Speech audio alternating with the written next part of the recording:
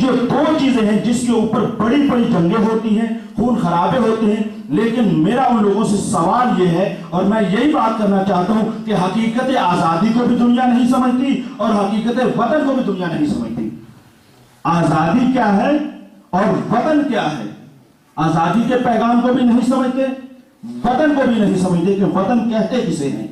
آزادی کے پیغام کو بھی، آزادی یہ آزادی نہیں کہ جو دل چاہے میں ابھی ممبر پر بیٹھوں جو دل چاہے میں بولتا چلا جاؤں، یہ آزادی نہیں ہے۔ میری آزادی اس حد تک ہے کہ جب تک آپ کی آزادی سے نہ ٹکراؤں، مجھے خدا کی طرف سے دنیا کا قانون اس وقت تک آزادی دیتا ہے کہ جب تک میں دوسرے کی آزادی کو پامال نہ کروں۔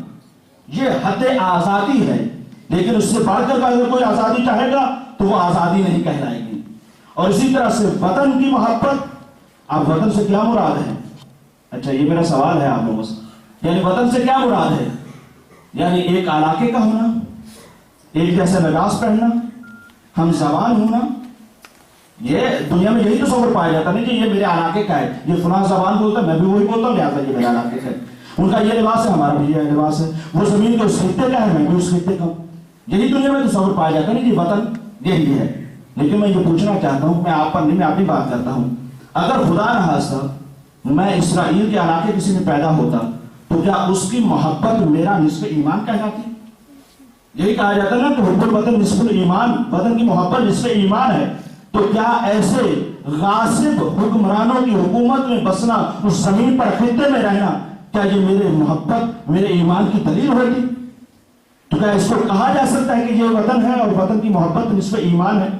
تو پھر وطن ہے کیا؟ توجہ فرمائیے گا، آپ کو نتیجہ دینے لگا ہوں، اور انشاءاللہ تعالیٰ اس کے بعد آپ ضرور اس کا خیال رکھیں گے، اور ماشاءاللہ خیال رکھنا جو خود آپ کا آنا اس بات کی دلیل ہے بہرحال۔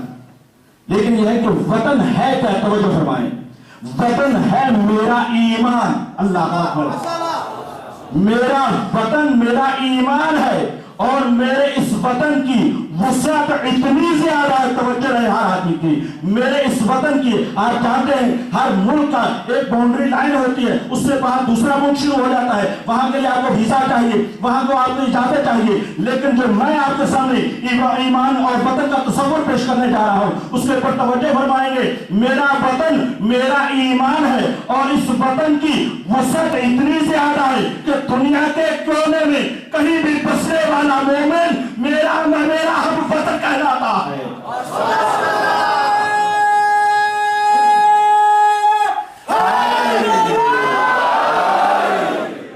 دنیا کے کونے میں بسنے والا کہیں کا بھی ہو، افغانستان کا ہو، عراق کا ہو، ایران کا ہو، انڈیا کا ہو، کسی اور ملک کا ہو، چاہے وہ ملک اسلامی ہو یا نہ ہو، لیکن اگر مومن ہے تو وہ میرا ہم وطن ہے۔